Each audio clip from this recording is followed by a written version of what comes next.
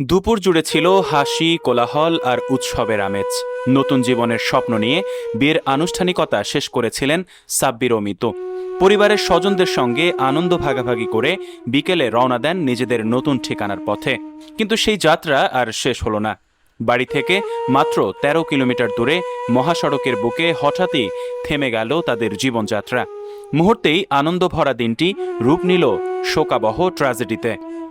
খুলনা বাগেরহাট মহাসড়কে ভয়াবহ সড়ক দুর্ঘটনায় নবদম্পতি বর কনে সহ একই পরিবারের অন্তত ১৩ জন নিহত হয়েছেন। বৃহস্পতিবার বিকেল ৪:৩০টার দিকে বাগেরহাটের রামপাল উপজেলার বেলাই ব্রিজ এলাকায় একটি বাসের সঙ্গে মাইক্রোবাসের মুখোমুখি সংঘর্ষে এই মর্মান্তিক ঘটনা ঘটে। পুলিশ ও স্থানীয় সূত্র জানায়, দুপুরে খুলনার কয়রা উপজেলার নকশা গ্রামে বিয়ের অনুষ্ঠান শেষে বর আসাদুর রহমান সাব্বির ও কনে মিতু তাদের স্বজনদের নিয়ে মাইক্রোবাসে করে বাগেরহাটের মংলা উপজেলার শেলাবুনিয়া গ্রামে সাব্বিরের বাড়ির উদ্দেশ্যে রওনা হন। কিন্তু বাড়ি থেকে মাত্র প্রায় ১৩ কিলোমিটার দূরে রামপালের কাছে পৌঁছালে নৌবাহিনীর একটি বাসের সঙ্গে মাইক্রোবাসটির মুখোমুখি সংঘর্ষ হয়।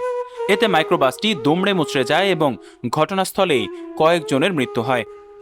খুলনা মেডিকেল কলেজ হাসপাতালের জরুরি বিভাগের চিকিৎসক ডাক্তার মেহনাজ মোশাররফ জানান, হাসপাতালে ৯টি মরদেহ আনা হয়েছে।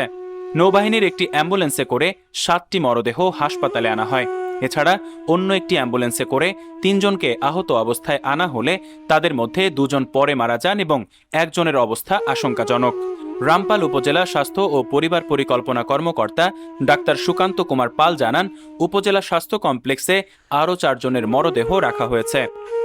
হাসপাতাল সূত্রে জানা গেছে, নিহতদের মধ্যে রয়েছেন আসাদুর রহমান সাব্বির, মিতু, পুতুল, ঐশী, আলিফ, মোহাম্মদ নাইম শেখ, ১ বছর বয়সী ফাহিম, ১.৫ বছর বয়সী ইরাম ও আনোয়ার বেগম। নিহত সাব্বিরের চাচাতো ভাই পরিচয় দেওয়া মাজহারুল ইসলাম সোহান জানান, দুপুরে বিয়ের অনুষ্ঠান শেষ করে বর কনে সহ পরিবারের সদস্যরা বাড়ির উদ্দেশ্যে রওনা হয়েছিলেন। আনন্দমুখর একটি দিনের শেষ বিকেলেই ভয়াবহ এই দুর্ঘটনা ঘটে। স্থানীয় সূত্রে জানা গেছে, দুর্ঘটনায় নিহত সাব্বিরের বাবা আব্দুর রাজ্জাকও ছিলেন।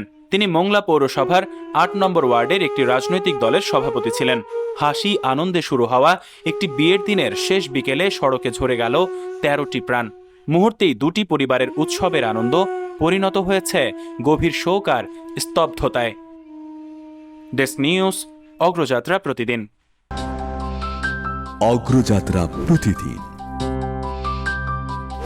নির্ভীক প্রত্যয়ে উজ্জীবিত।